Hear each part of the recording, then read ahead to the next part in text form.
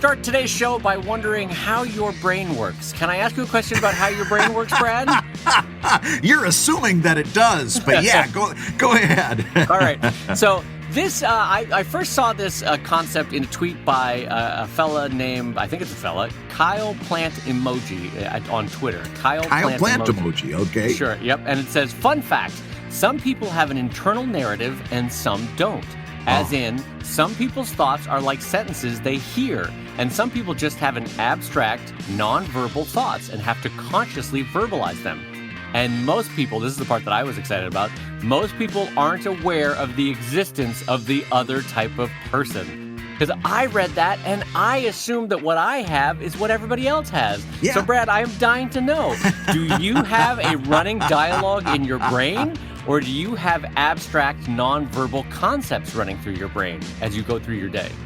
What do you think? I've got a running dialogue. and on a good day, it's just one voice. Shut up, Marigold. Yeah. I've got constant narrative going through my, and in fact, it's almost like a narrator. Like it's like sometimes like a third person, and Brad walks to the window. Will he be able to get this window open? He threw the air conditioner through it the one time. Oh, wow! You know, it's kind of like it's very story oriented. It's like a narration of my life. And then sometimes it switches over to me, and sometimes, like, they always say you can hear your parents' voice and stuff. Many, many times I get into a situation and my dad's voice clicks into my head and, gives me the advice that I need or makes a comment, or I know how my mom would think about a certain thing. Right. And I've got those voices that fire off. But yeah, there's lots of stuff going on up there. I couldn't imagine abstract thought. Like, I don't even know what that would be like. I also could not imagine abstract thought, and I was talking with my friend Fred Schroeder, Brad, the director of Stripped, and he said he has abstract thought and not running dialogue. And that blew my mind because he's a funny guy, he's quick-witted, he's good with language. Yeah. And so for me, I assumed that he would have running narration like I do and like you do. Yeah. And he has abstract concepts and images running through his mind. And I was like, isn't that interesting, Brad, that he went in to become a director of photography and then a director? Yeah. Because he has concepts and abstract nonverbal thoughts going through his mind, whereas you and I would mainly consider ourselves writer-strong cartoonists, right? Like we lean towards the writing strength that we have. Yeah. And at the same time, we have this running narration through our head. So I'm fascinated by the other type of person because for me, I take such joy, and I know this sounds ridiculous to say out loud, but I take joy in the narration that runs through my mind. It's comforting, right? Yeah, so they were like, well, what is this voice? Is it you, or is it some other a third-party voice, or is it, the only way I can describe it is it's me talking to me. That's the only way I can describe it. It's and this is for the people in the listening audience that function with a nonverbal abstract concepts in your mind. The only way I can describe it is it's a version of what Brad said, but the version in my brain, I'm not kidding, a little bit sounds like the way the Muppets would go through life, right? It's like, I'm making coffee, look at me, I'm drinking it now. Like, I always have a song in my head, It's musical? Oh, it's a lot of it is musical. Oh my Brad, God. like a heavy percentage of it. And I don't like music. I don't write or read music. I don't perform in any sense, but I constantly have a song like, look at me washing the dishes, but boo. But I'm also trying to find, this is going to relate heavily to comics. I'm always trying to find the joke in the activity that I'm doing. Does that make sense to you? I think it does, because your face lit up when I said that. Oh, God, yes. Even if it's a joke for myself, to myself, to entertain myself while I'm washing the dishes, I'm trying to think of what the joke is in the situation, That's because you're a smart guy, and this is why your marriage is on such solid ground, because I was the same way, but for a long time I didn't have a filter, so I would throw that punchline out. Yes. Yeah. And sometimes it would land, a lot of times it wouldn't, because it sounded better in my head. Yep. But so often it was either not at my wife's expense, but she was the setup, and then I provided the punchline. Except when you do that to somebody over and over, they tend to think that you're making fun of them. Yeah. And it was like, hey, you got to stop that. It's annoying as hell. And I'm like, oh yeah. I finally learned to filter and kind of stock that away for maybe if it did work, I could use it later. But yeah, that's a real problem when you've got that internal narration, because you've also got to build an external filter, because nobody wants to hear all that narration.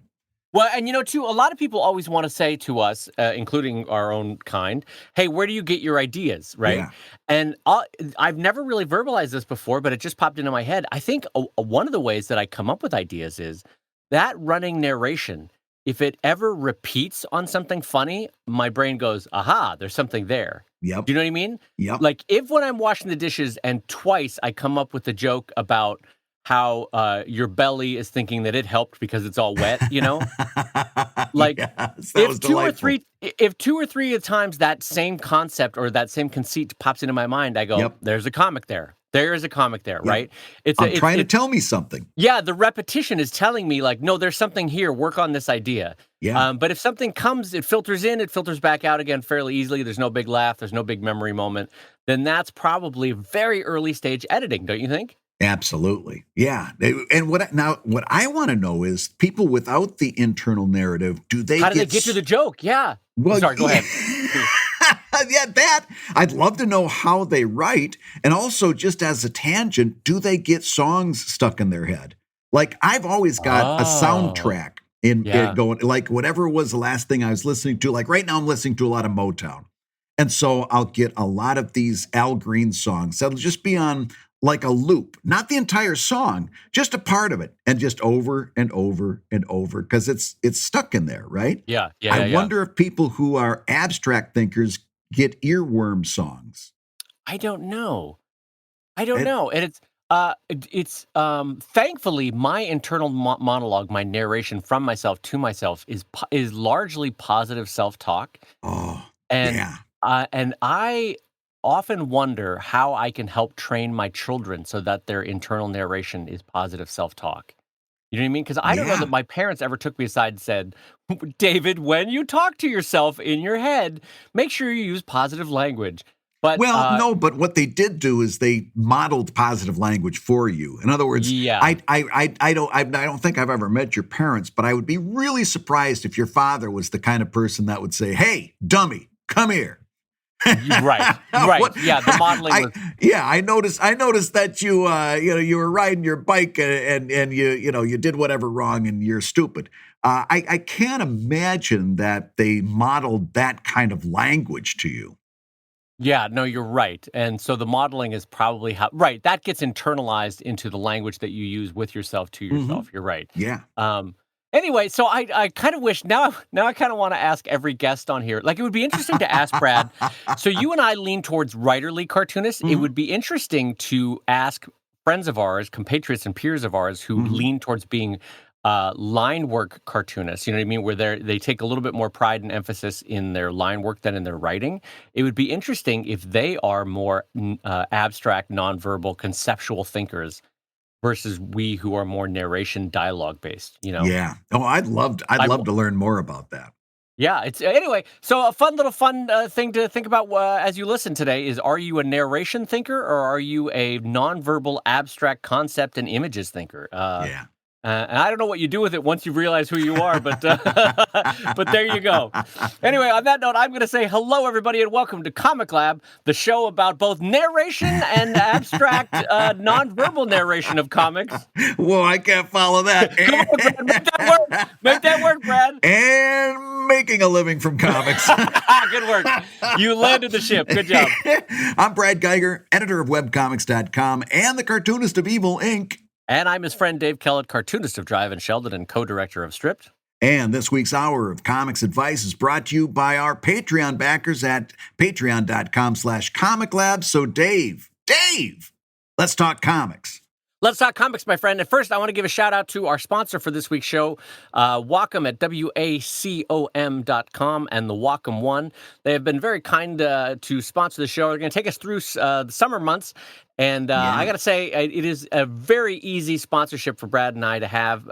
We both are big-time users of Wacom and have found the new Wacom One, the $400 Wacom One, to be super usable and also professional level quality when it's all said and done. When we've been both Brad and I have been drawing our comics on them, and they are great for that $400 price point. So it is a really easy sponsorship for us to have because it's like, Brad, it's kind of like saying, how do you feel about oxygen? Are you pro oxygen?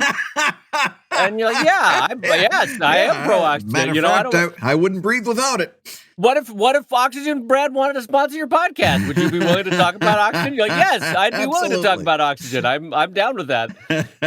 So we thank Wacom again for sponsoring the show at WACOM.com and the new Wacom One. That $400 price point is a great product. And Brad, here's our first question for this week.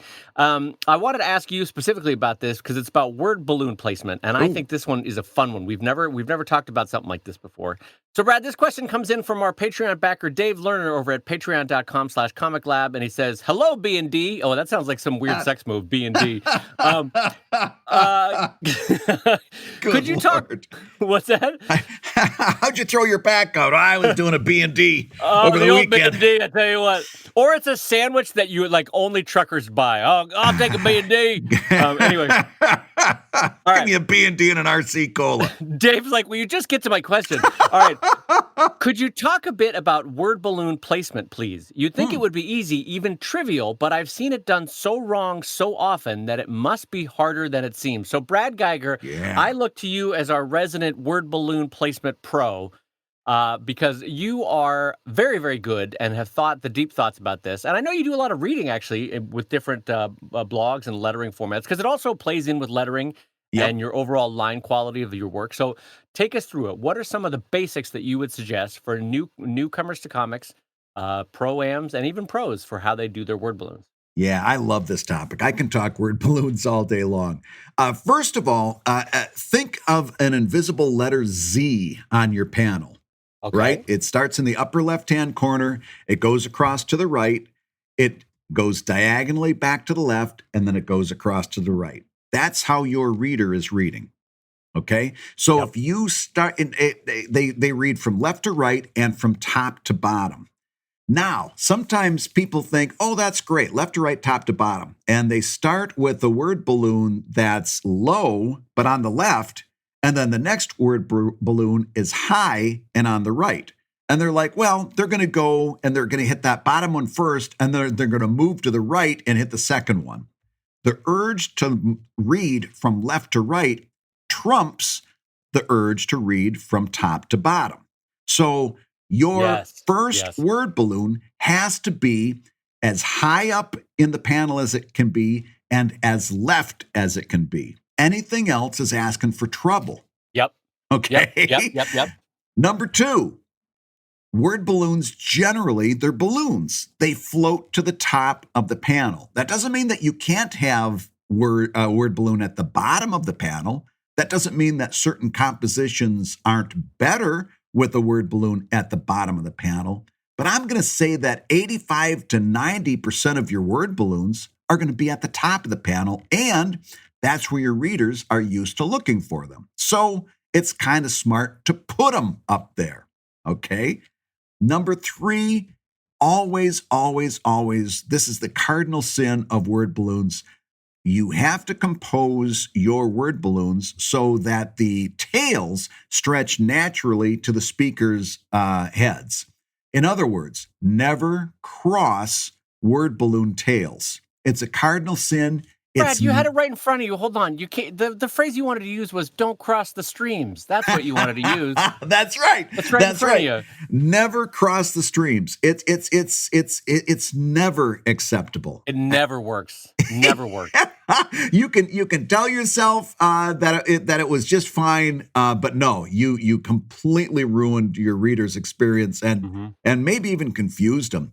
So I'd say never ever do that. Those are my top 3 rules to live by when it comes to word balloons. What do you think? I think those are all good. I'm not going to amend any of those because I want to add different aspects to this Mm-hmm. that Brad does. I'm going to suggest a different way of looking at this, which is word balloons in general should default towards at or above the 1/3 mark of the height of the comic panel. Mm-hmm. Right. So there's going to be obviously 1,000 deviations from that rule for all sorts of layout reasons, but try to default towards them sitting at or above the 1/3 mark for the comic panel. Right. And then I also want to talk about a little bit about the look of a voice balloon or a word bubble. Mm-hmm. Um, the line width of the bubble itself. I think you either want to look at the line width of your lettering, right? Whether it's a Mm-hmm. font or your hand lettering.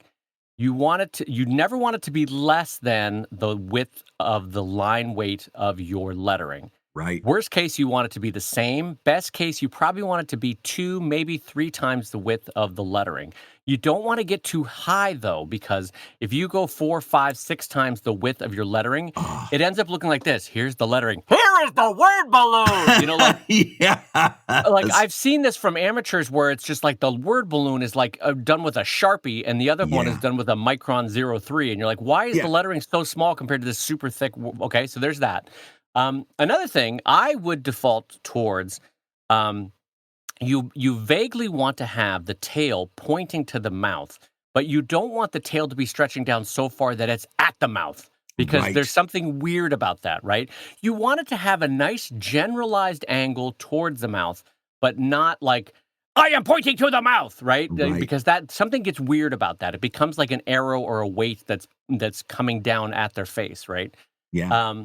Another one is I personally find it a little bit breaking of the fourth wall when the tail has to do a lot of weird geometry to get to the character, right? Yeah. We've all had that panel where it's like, well, I got to wrap it around the tree and then back, and you're Right. like, unless that is adding a thematic moment, like if they're drunk or if they've just been hit and so their head is spinning, and you Mhm. want the tail to imply by waviness that they're not quite there, right? Yeah. Or if they're whispering and you need it to imply a quality, sometimes you can use the tail to imply a whisper or that kind of thing. Mm-hmm. Mm-hmm. For the most part, keep it simple, keep it short, keep it aimed at the mouth, and keep it a fairly straight, slightly curved line. Yeah, Brad, you had a thought. I just wanted to jump in after you were wrapping that up because you made a really good thought there, but you made me also think about compound word balloons. And we have to talk a little bit about the fact that your word balloon is only meant to hold so many words, okay? And so many sentences. And I'm getting to the point now in my own work, I don't very often allow more than 1 or 2 sentences in a word balloon. And it's certainly not more than that, never more than that. Because when it gets longer than that, you need multiple word balloons to break up how that is supposed to be read. So I don't like a lot of words in a word balloon. Certainly when you've got hoagie-shaped word balloons that are big like blimps that go, they're long and horizontal and they go all the way across the top of your panel. Oh, yeah, you reminded me of one other thing I want to talk about. Yes, keep going, yeah. Yeah, those are horrible. You got to stop that. All right. Hoagie-shaped word balloons are instant death to a panel composition, but also too many words. If you've got too many words in a word balloon, it's an indication that A, you need to edit, or B, you need to break those up into compound word balloons. And if you've got too many word balloons in your panel, like more than 3, okay, Mhm. now you got to think to yourself, am I doing a good job of being a visual storyteller, or am I just trying to draw one illustration and cram as much text in there as I possibly can because I'm tired of drawing today and I want to get over with this? Nobody looks at one of those images where it's like one big panel with 36 word balloons in it, and nobody looks at that and says, "Oh, good! I can't wait to jump into this." They're reading Here a we cop. go! Yeah. Yeah, this will be wonderful. I can't wait for this. You are dropping the ball as a visual storyteller if you're doing panels like that. If you're cramming in, a whole bunch of word balloons in, and be honest with yourself. You can be honest with yourself. You're doing it because you don't want to draw multiple panels. Right, The right, right. problem there is you're dropping the ball as visual storyteller because all of those word balloons have different inflections, different meanings, different Moods, facial yeah. expressions, Hmm. and your job is to do that with drawing. And if you're doing a whole bunch of word balloons and just one illustration, you know you're phoning it in. Do better. What was your thought that you were thinking? Well, your hoagie idea reminded me really strongly of an idea that I wanted to go into, which is the shape of a word balloon. Mm, I do not have in front of me the math that could express this better than what I'm going to do right now, but I'm going to do it anyway, which is that with your hands in front of you, form a perfect circle with your fingers, right? Like, hmm or a near perfect circle, right? Yeah. And I want you to do it with your hands because you'll be able to understand what I'm trying to say. Okay. If if you then take that circle and make the height 2 times what the width is, that kind of voice balloon is death, where it's Oh, 2 to 3 times taller than it is wide. Nothing looks dumber. That even worse than a hoagie, that voice balloon immediately screams, amateur to me, and I'm like, "No, take another pass, get a running start at that." Yeah, Brad, do you wanna jump in on that one? I've got thoughts on that. You're Okay. talking about a tall oval. Yeah, And tall oval. the younger, some of the younger people listening to this are going to say, wait, I see that all the time in really good comics.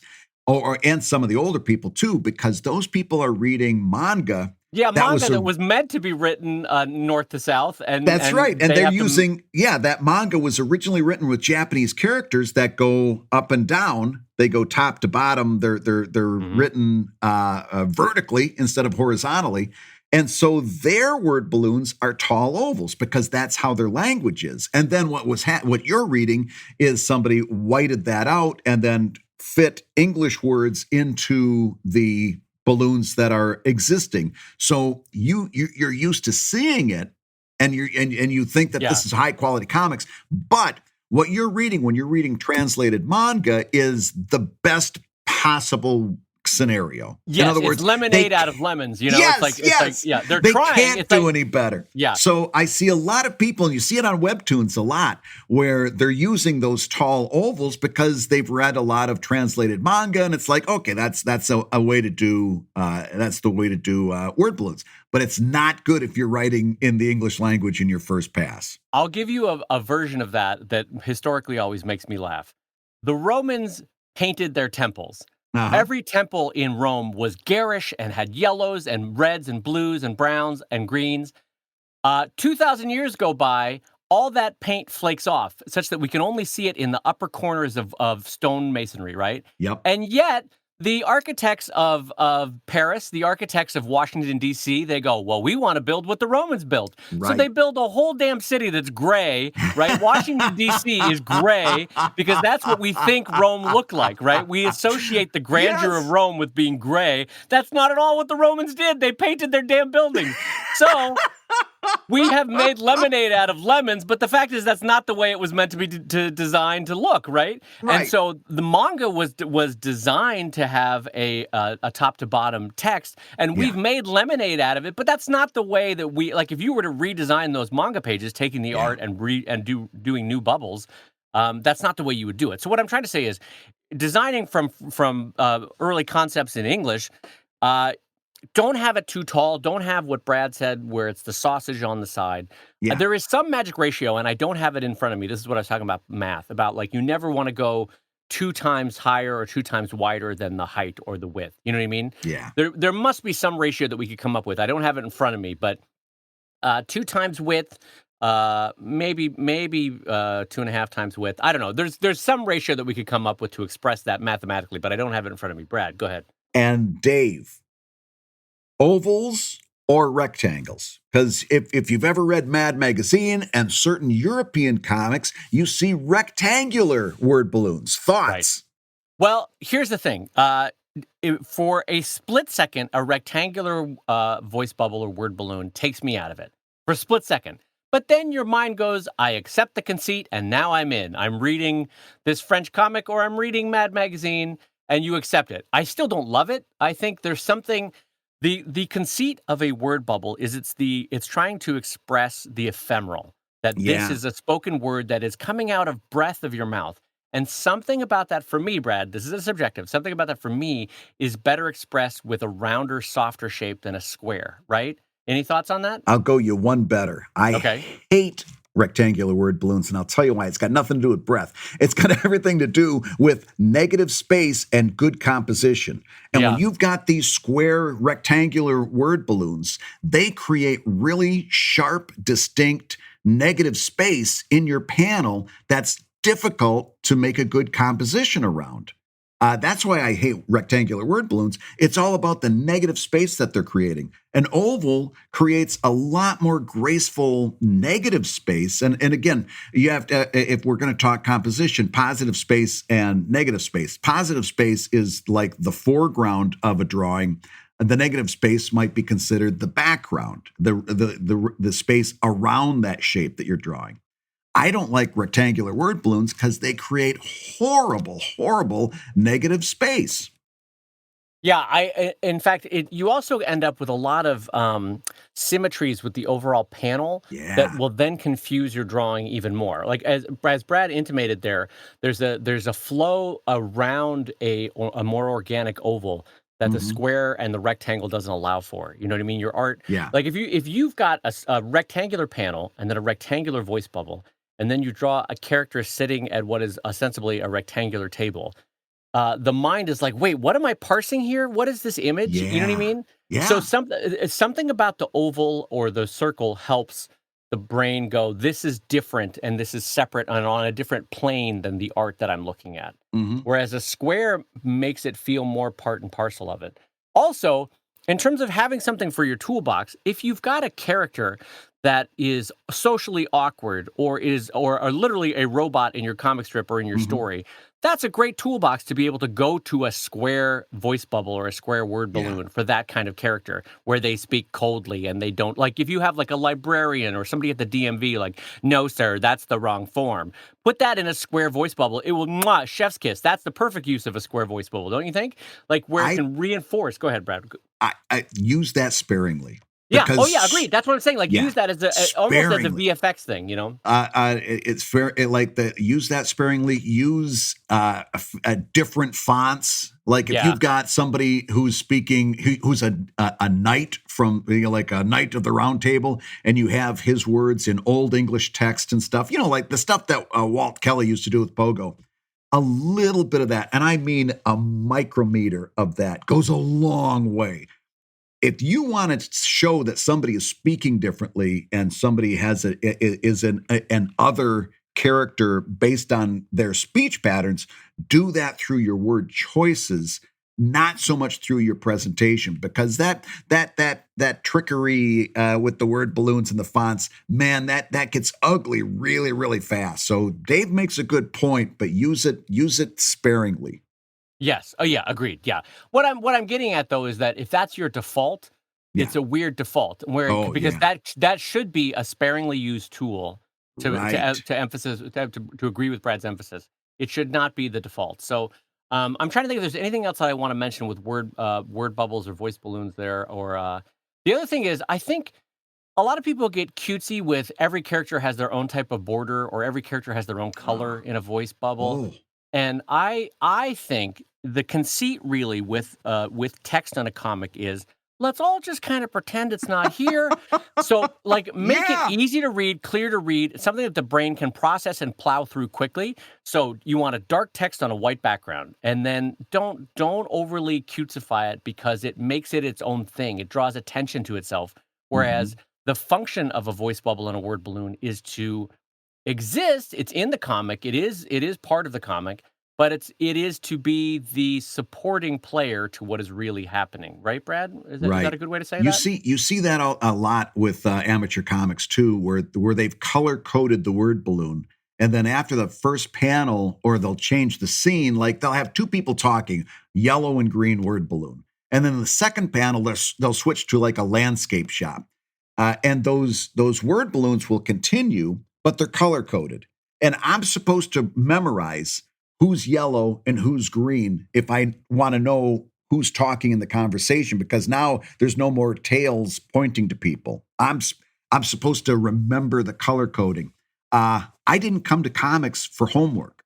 I came to comics. I want to read a comic to be entertained, not for homework. If you're expecting your readers to memorize color coding for word balloons because you don't want to draw word balloon tales, you're losing them. You're losing them because they don't want homework. They want entertainment. It's your job to make that clear in the image, who's talking and when. And nobody wants to. I've seen it done, Dave, with like 2 is one thing. I actually do have the moderate amount of mental capacity that it would take to remember yellow and green. But I've seen people do it with 3 and 4 colors, where it's like, I'm supposed to memorize 4 speakers based on their colors. Forget about it. I got something else to do.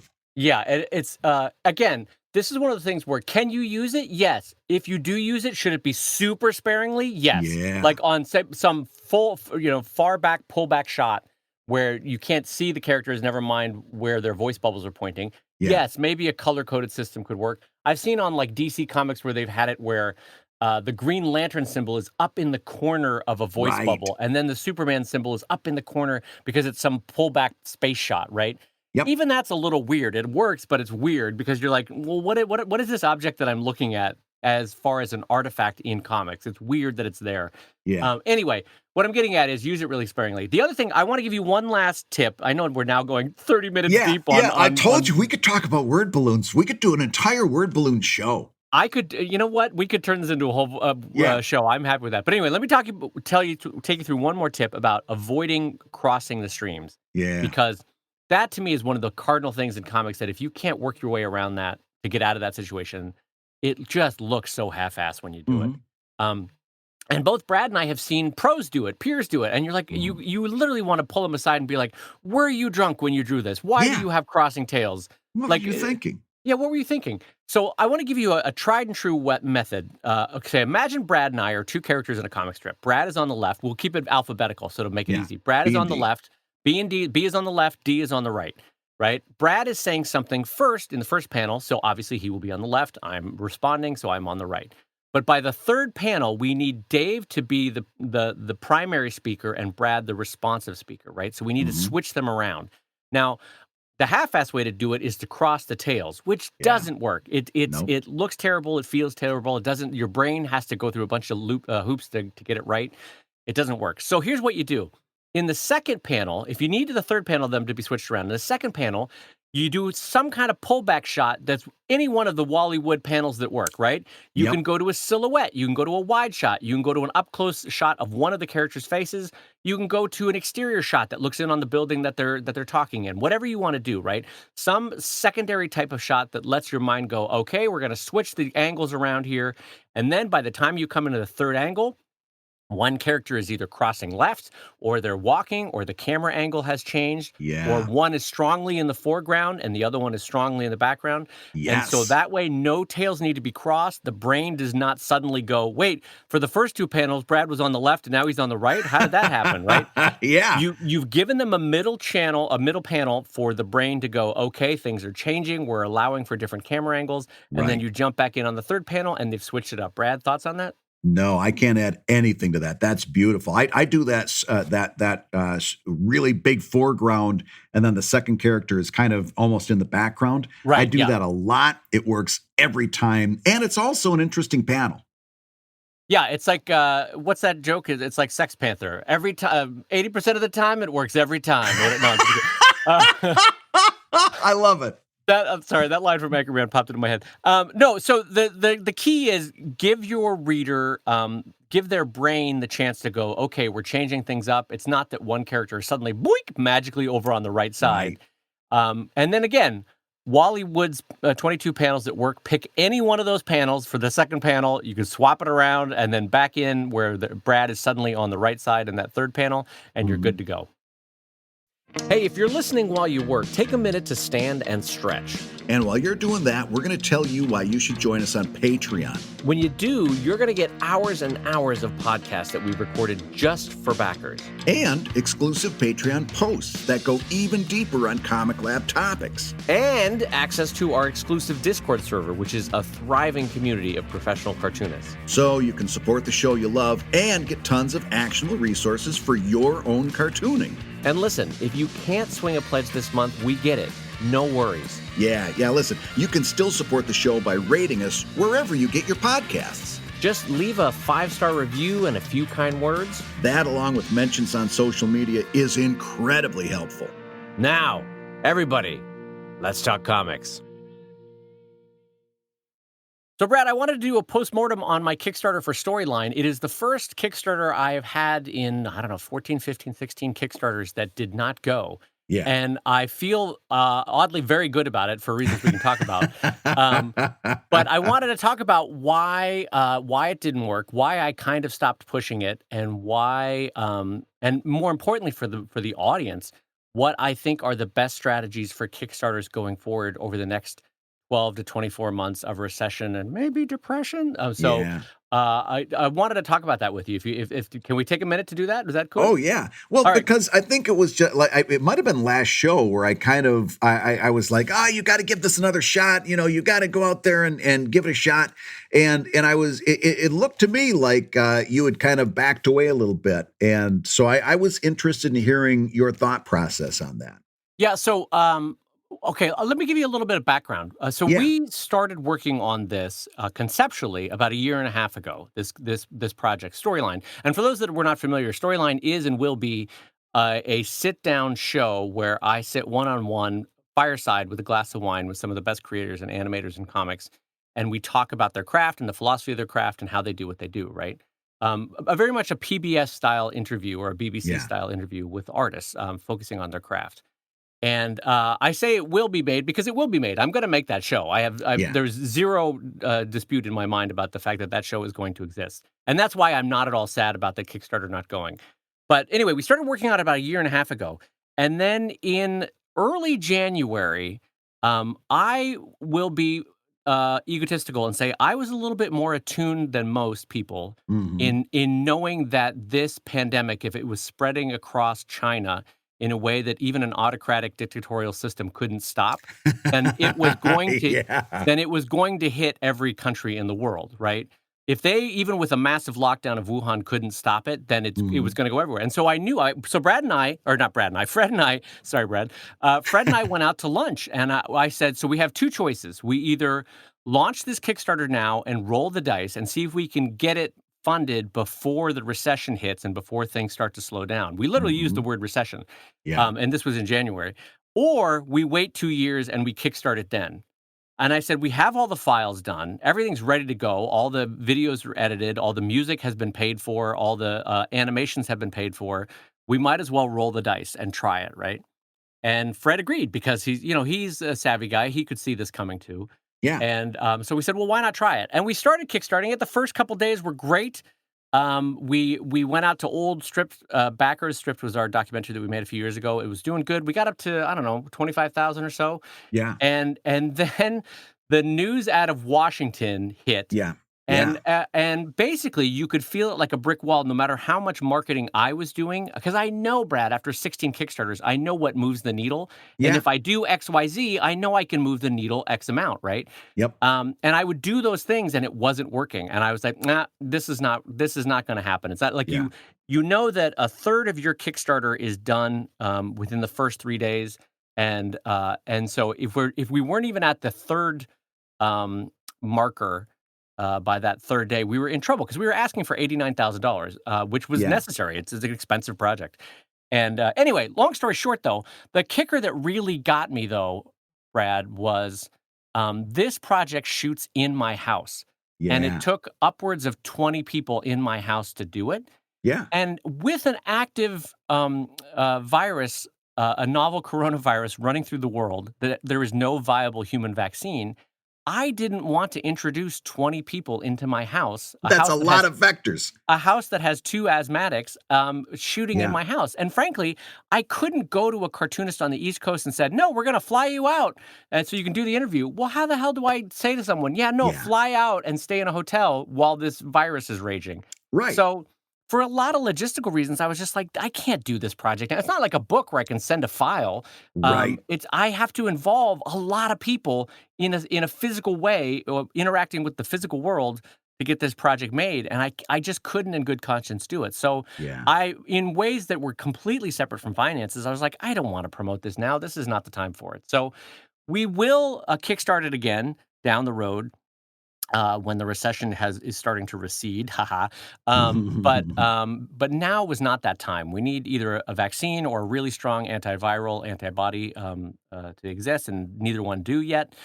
And anyway, so though the more helpful thing, Brad, Yeah, now that this is passed, is why don't we talk for a second about what does and will continue to work on Kickstarter even during recessions? yeah. Because I think there are still a lot of ways, as you, Brad, have found with your new book, Mhm. to make things work. So tell me, in contrast to my project, what did you do with yours that worked, what clicked, and why do you think it worked in a way that a new project might not have worked? Well, okay, so there was a lot of things going on there. First of all, it was the second book in a series, so it had a predecessor, and I'd say almost it'd be safe to say most of the people that were Kickstarter backers of the first book Hmm. became Kickstarter backers of the second book. So Right. the fact that this already had an audience, the fact that my Patreon backers jumped right in on it. This had an established audience that helped a lot, but also just the fact that this was a book was a big plus too. In other words, this is something I can have. I can have printed. The biggest problem is going to be getting it through customs back in the United States because Right. my printer is overseas. But I've put extra months into the deadline for that. So, and I was upfront with my backers about that in the FAQ section.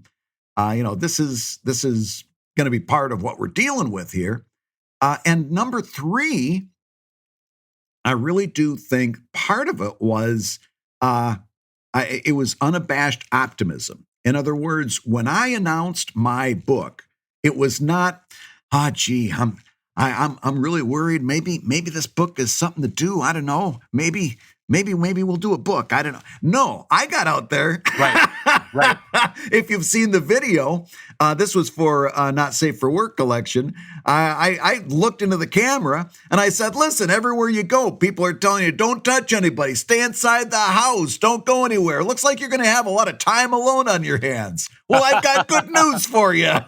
Right. It was the perfect winking pitch. It was so great. Yeah. I loved it. And it was optimistic too. It was not, gloom and woe and maybe and possibly. It was, hey, I got this great thing. Let's do it.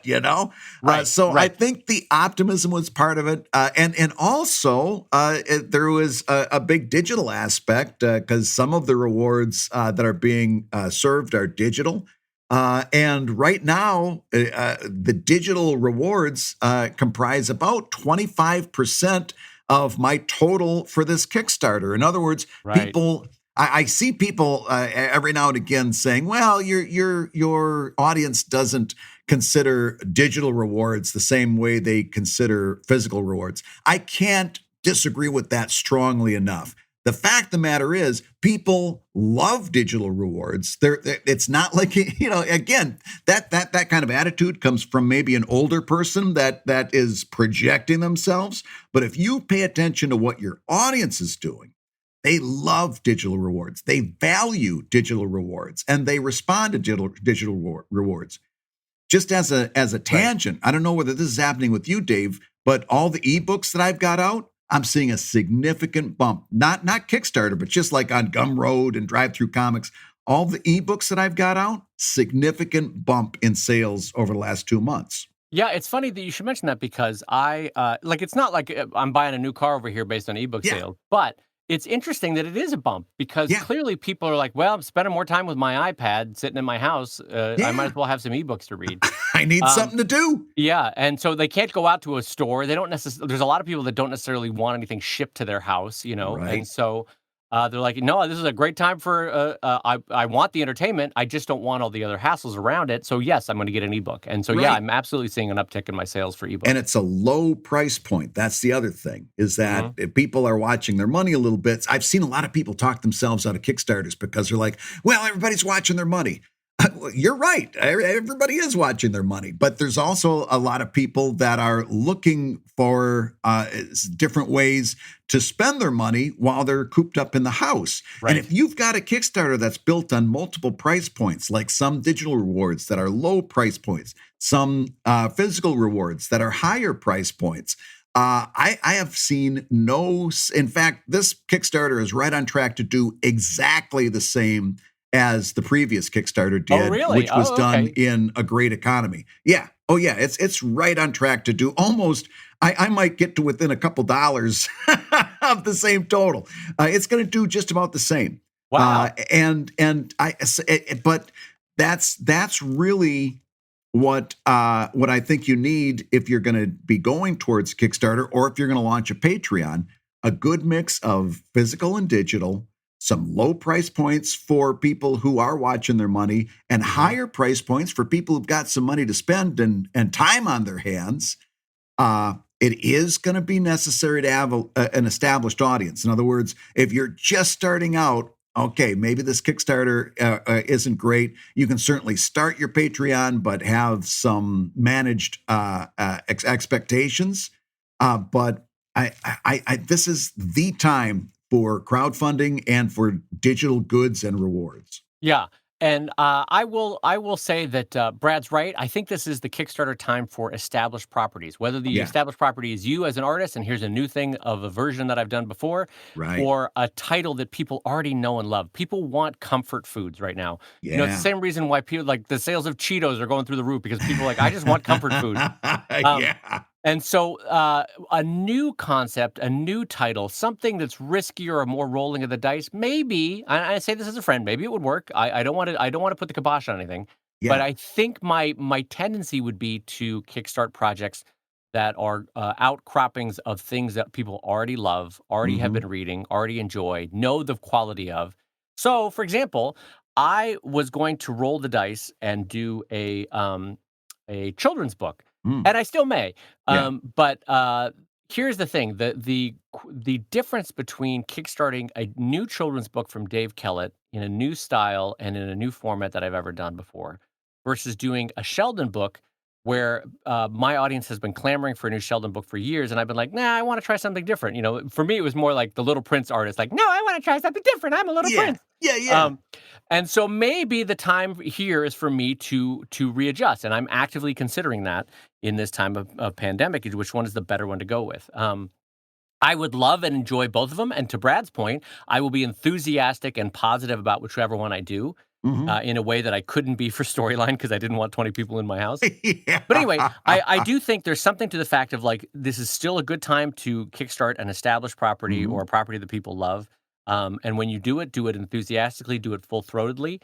And I will say that if you want to express a hesitation, don't express it in the tone of your Kickstarter because people, Yeah. Brad, frankly, could read the fact that I had stopped talking about it. They could read Yep. the fact that I was like, yeah, I'm kickstarting this thing now, right? I know that was the case because I felt it myself. I Yeah. didn't I you get back what you put out into the world. So don't pull back on the full throatedness. But if you want, you could maybe lower your Kickstarter price a teeny tiny bit so that you're assured that you at least make it. And not Hmm. by price, I mean not the price, the goal. Sorry about that.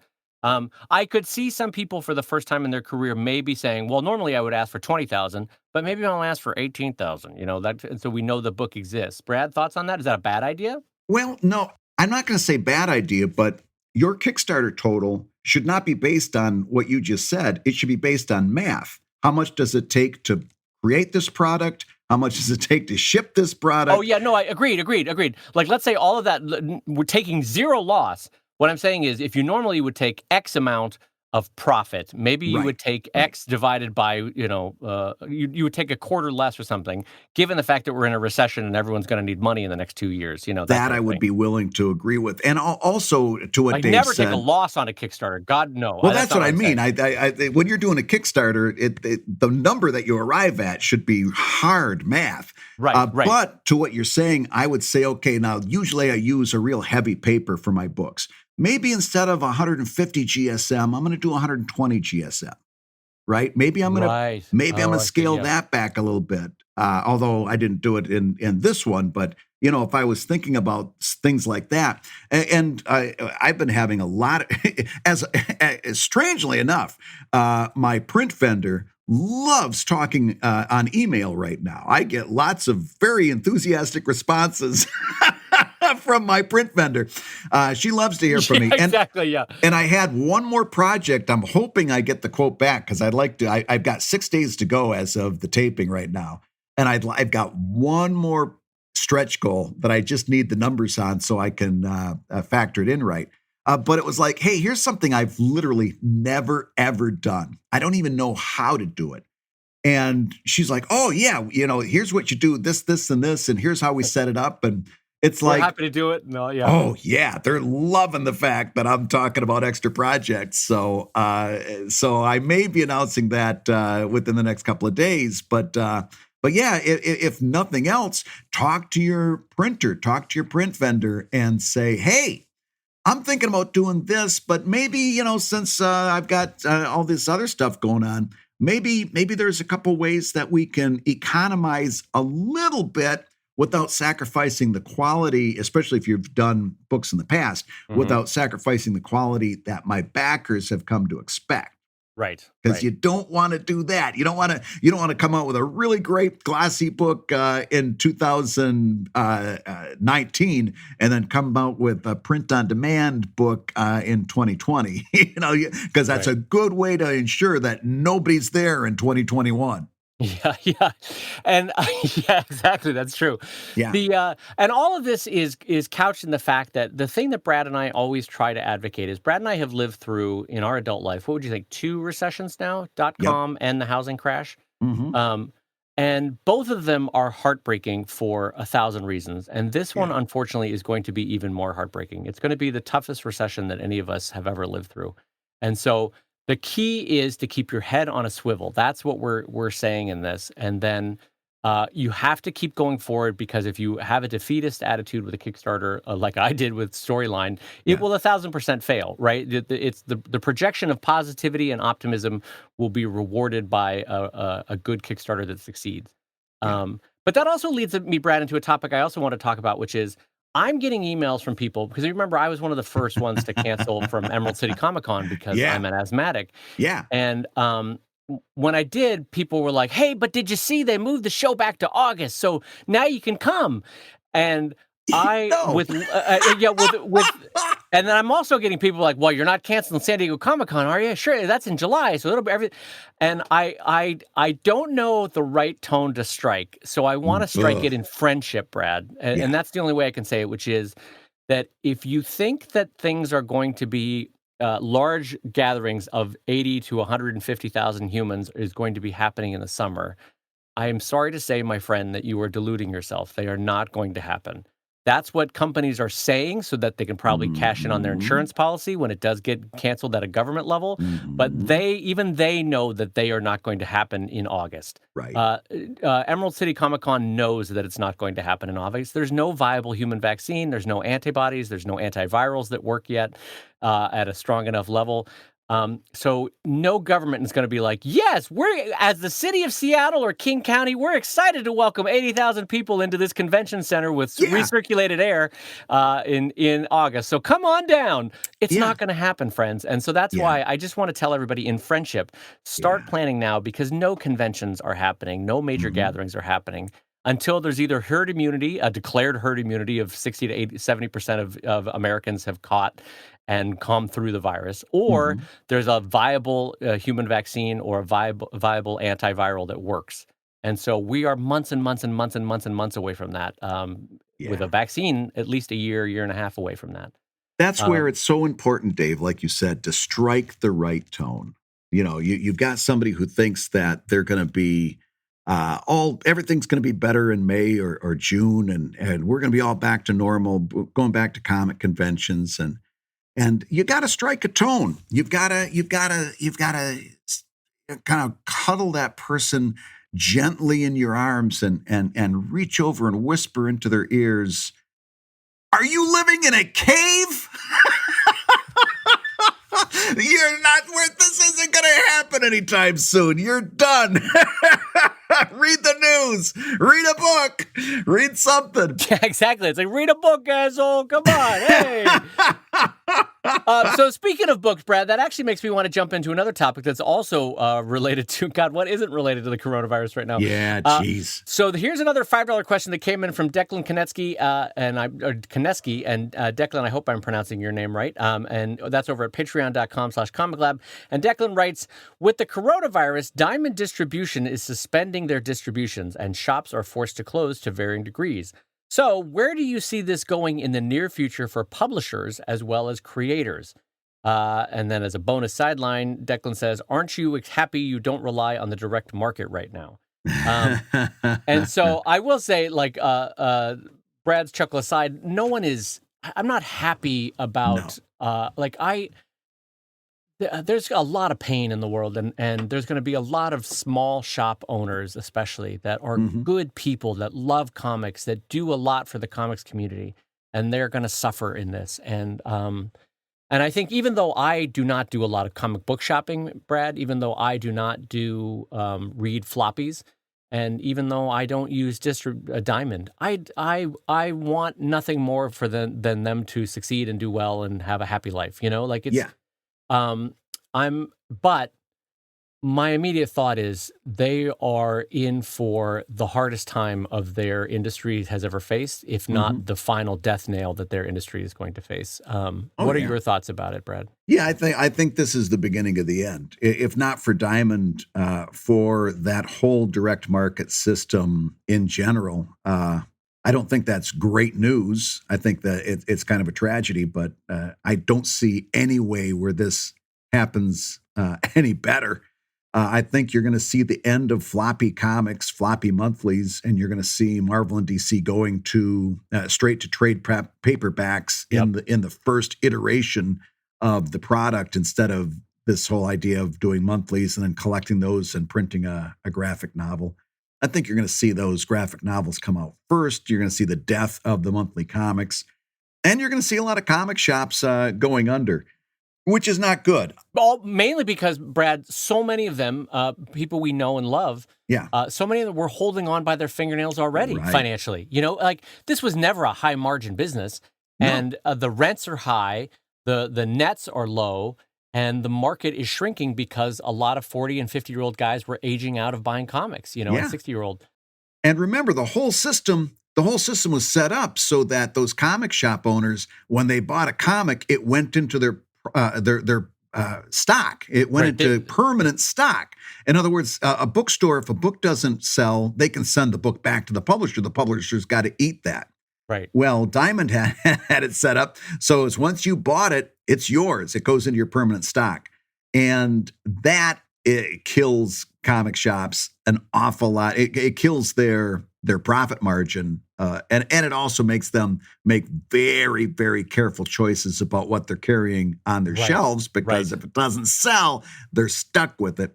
That whole system, which was badly in need of being retooled anyway, is now going to just, unfortunately, it's not going to survive what's coming up here in terms of the economic reality, and that's there's nothing good about that. I placed an order online with one of my favorite comic shops just this week, just because it's like, we've been playing more board games, so we've been playing Boss Monster, and the kids are like, oh, we should, we've been playing these games.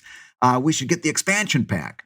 And the first thing that I thought of was like, yeah, but instead of Amazon, let's do that through our this comic shop that we love, because that's somebody that really needs it. So we put an order in for a couple graphic novels and an expansion pack. If you're in a position to do something like that, it's a good thing. You're helping good people out. Like Dave said, people that love comics, you're giving them a little helping hand. So I encourage you to do that. But on the other hand, whether you do it or not, I don't think it's going to end well for the American comic book shop. And also because it's a vice grip from both sides that's gonna kill them in the end. It's a supply problem and a demand problem. So unlike a lot of stores in the country right now that have a demand problem where people are not physically walking in, comics has that too. But now their main and sole supplier, Diamond, is not sending out. So now they have a supply problem too. So there's with sadness in my heart. Again, I'm not happy about this. There's no way for them to survive. I can't imagine how I, as a store owner, would navigate this. You would Right. have to figure out. The only way you could do it would be curbside pickup, where you order online and we put your comic books in your trunk and that kind of thing, right? Yeah. For a lot of shops, right? And that's doable. There's a lot of stores in LA that are doing that kind of stuff. But then what do you do if you run out of all your comics that are from the last 3 months, and then you've got nothing new, and Yeah. we're in August and there's been nothing new for 6 months. It was like, well, how does that business survive? What do they do? All you've got are your trades and your graphic novels at that point. Right. And certainly, I'm sure the person out there listening is saying, well, just ship them. Just ship them through the post office.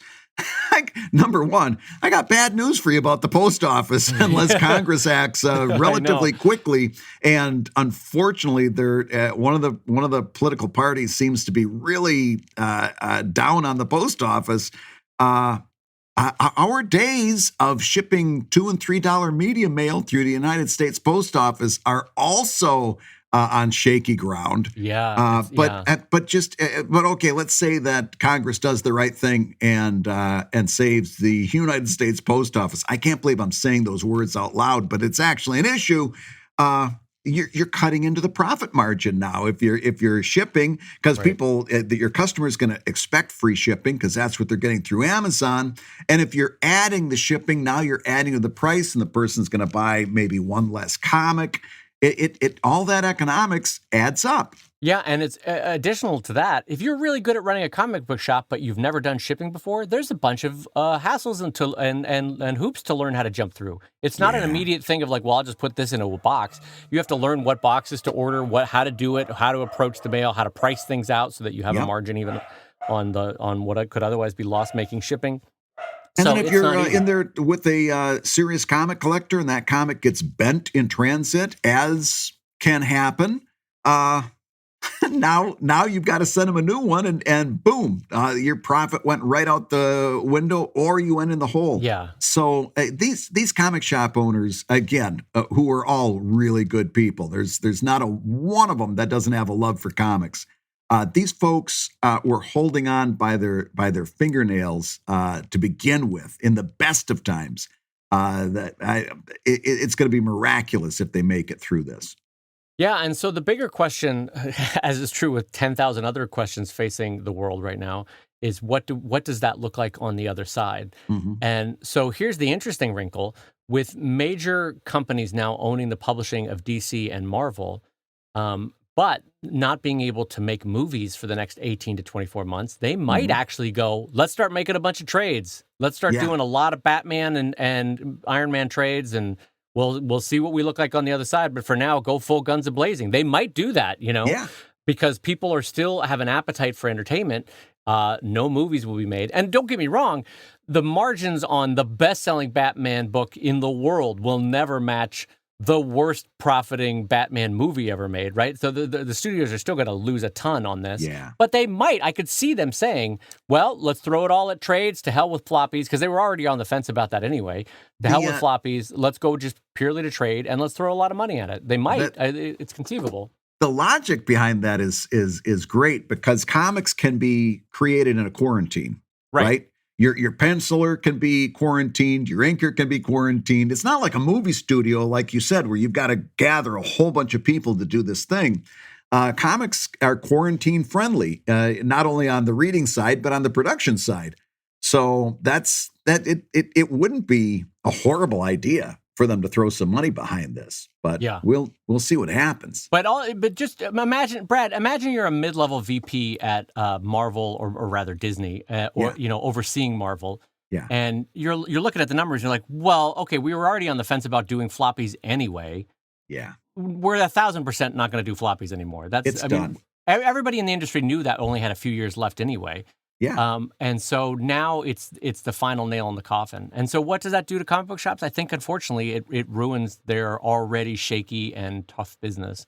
And I think it becomes purely a bookstore model for comics from here on out, aside from webcomic artists like ourselves, who own and control our own business and can be more nimble and can accept margins and profit levels that bigger companies would never be able to operate under. And so Do I like my future? No, but I think it's better than a lot of other bigger companies. I actually do. Yeah. I think I'm going to be able to survive this better than a lot of mid-sized comic companies. That's for damn sure.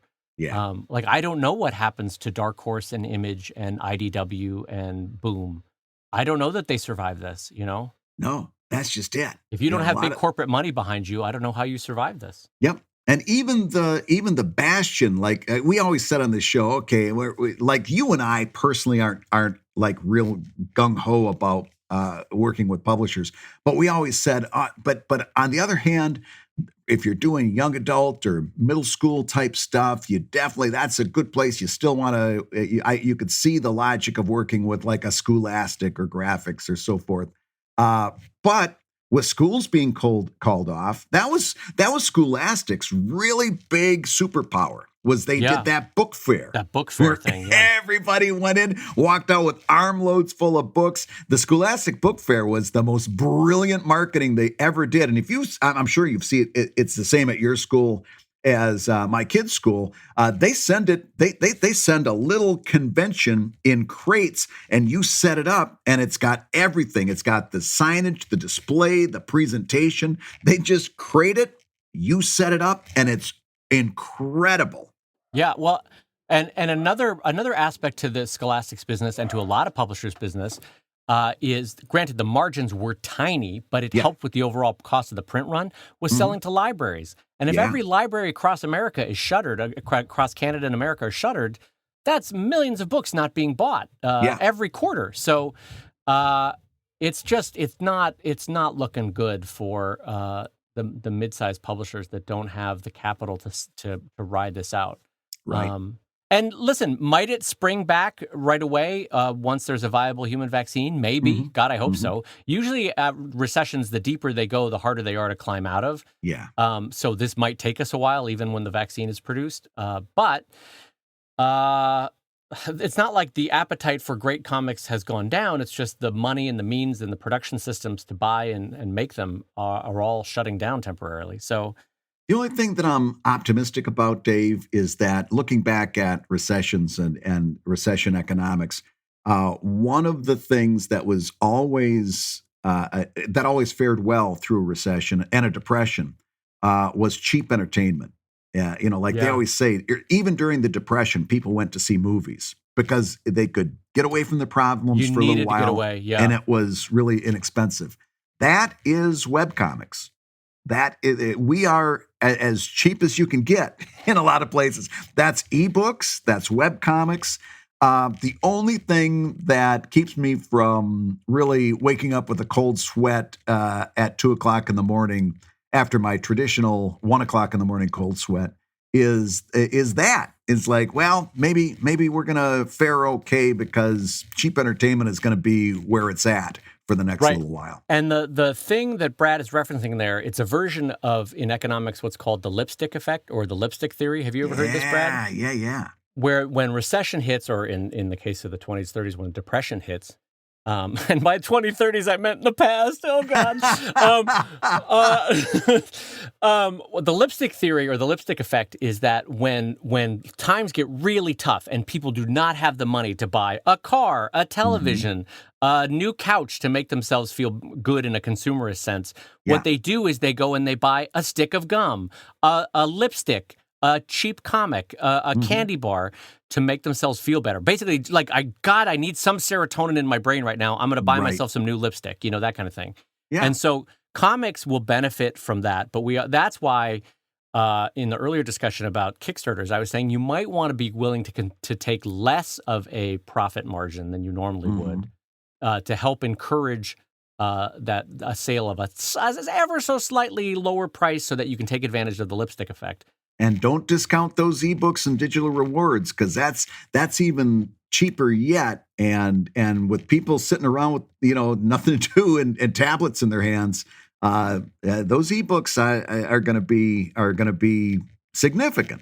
Yeah, in fact, I'm probably, Brad, coming out of this conversation, I'm probably going to have to reconsider how I market and manage my ebooks, because Yeah. a tiny push might, right now you and I are seeing a bump without doing much, but a Mhm. tiny push might be like, oh, wow, that brought in a few hundred, a few thousand more Yep. dollars than I anticipated this week or month, that kind of thing. And this is the time to start thinking about different ways that you can go into your archives, not only doing collections of your archives, but curated collections like Dave has done so well in the past. Here's all the comics about pugs. Here's all the comics about literary figures. Here's all the comics about this topic.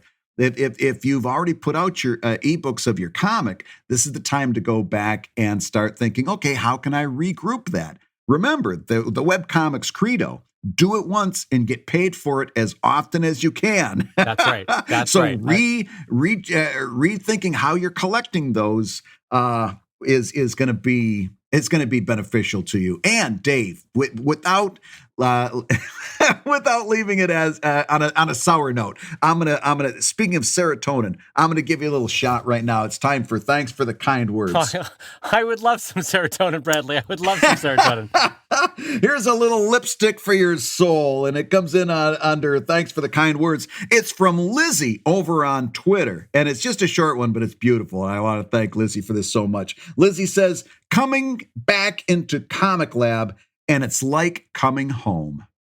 Oh, that's nice. Yeah, that's nice. Like that's the nicest compliment that we can get. Is they're coming back? They've been maybe away for a little while. They're listening to the show again for the first time, and it's like coming home. So the question is, does that make us the uncles? Are we the older brothers? Are we the younger brothers? What family members does that make us? Well, I think we certainly don't need to put some creepy angle on it that you were kind of doing there. Does that make us the creepy uncles? What are we there? I didn't say creepy uncles. There's a lot of very nice uncles out there. I guess I did throw all uncles out of the bus. What I think it speaks to, and again, this is sort of a beautiful sentiment, is that this is what comics should be doing in this time, is that comfort food, warmth, a hug, of a sense of love, a sense of belonging, a sense of community, a sense that things are going to be okay. That's what comics, and thankfully for Lizzie in this sense, that's what ComicLab does, is that it feels like coming home because you feel that kind of warm, fuzzy, and safeness. And so thank you, Lizzie. That's delightful. I appreciate that. That is how you feel listening to the show. Thank you for that. Yeah, that's exactly right. And that means it's my turn to say you've been listening to ComicLab, the show about making comics and making a living from comics. Your hosts have been my friend Brad Geiger, the editor of webcomics.com and the cartoonist of Evil Inc. at evil-comic.com. And my friend Dave Kellett, the director of Stripped, the co-director of Stripped, and the cartoonist of Sheldon at sheldoncomics.com and Drive at drivecomic.com. The ComicLab theme song is used with permission from Andy Creighton at theworldrecord.net, and this episode and all episodes was edited by Matt Woodard of Woodsong Productions over at www.woodsong.media. If you love ComicLab, you can rate the show over at Apple Podcasts, and you might hear your rating shared here. And we encourage you to do that because it'll help spread the word of the show. And luckily, in this time, I think more artists from Marvel and DC and Dark Horse are looking for ways that they can navigate going forward.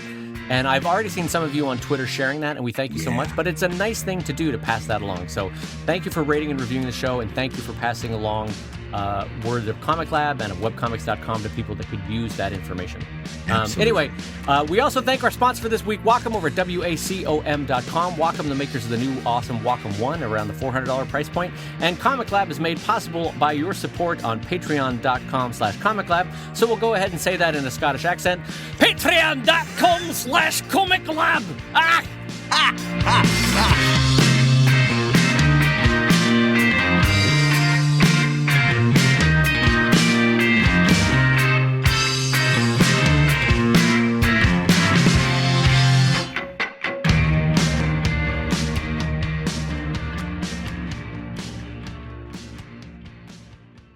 You're so much better at accents and stuff than I can, but can you do it rapid fire? Like if I give you a nationality, how quick can you give me that accent?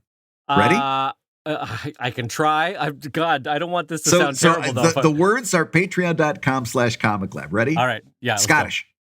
Patreon.com/ComicLab. British. Oh, hello, patreon.com/ComicLab. German.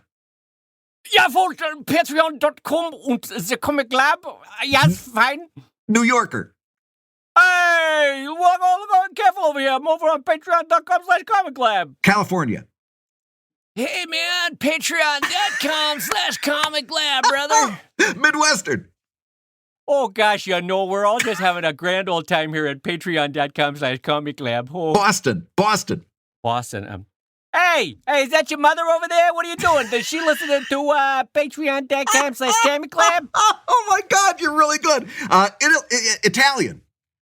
Patreon.com/ComicLab. Hey! It's me, Tom Hanks. I think we've learned where it breaks apart, and Italian is where it breaks apart. That was basically me doing... That was incredible. That was me doing a voice actor doing Mario, doing... It's me, Mario.